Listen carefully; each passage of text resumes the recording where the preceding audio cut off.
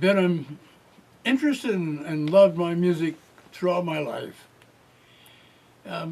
With the early Castilians, my parents were really objected to my playing, but when the band director at Lincoln said, "Go ahead as long as you're there. We're with us Friday nights for basketball games. Take the job." So I started with the Castilians, jobbing throughout Wisconsin. Then on to Ripon College, and I studied with a Dr. Weed, who is out of Eastman, who after 1 year said, "You don't belong here. I want you to transfer to DePaul University in Chicago and study with a man named Reynolds Schulke, who at that time was in the Chicago Symphony." And so then the audition took place. And Dr. Schulke introduced me to Eldon Benge, who built the first professional horn, and that made my life. And I traveled, played with the university. After that, I introduced myself to the University of Wisconsin Stevens Point, where there was a local symphony called Central Wisconsin Symphony Orchestra. And with that, in 17 years, we are where we are now, just playing for pleasure and playing with the guys that we put together to take care of our waning years when we really have nothing more to do than just play and enjoy ourselves. Well, take us up to today when about 2.5 years ago, I received a telephone call from the Central Wisconsin Cultural Center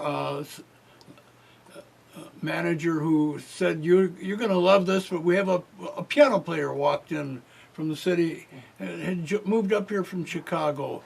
And I drove over to the center and introduced myself and found out he was probably as familiar with Chicago as I was, having grown up there. He grew up there, and I grew up in Central Wisconsin, but I had spent 4 years at DePaul in Chicago.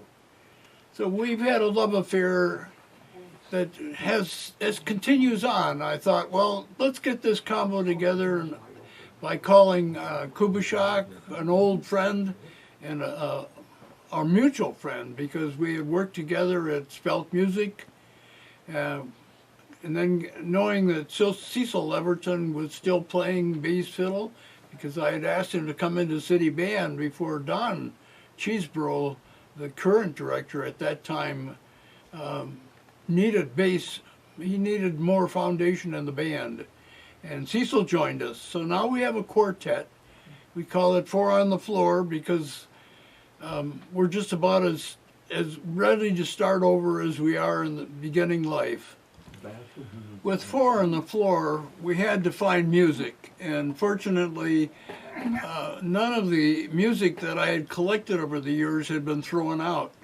So I found the old fake books from 1940, 46, 48, 49, and with Pete, we were able to put together a book that enables us to play music from as early as the World War I throughout today's hop and bop and the Dizzy Gillespie series and Charlie Parker. We have music that takes us with current fake books all the way through today's blues, songs and ballads from throughout our history.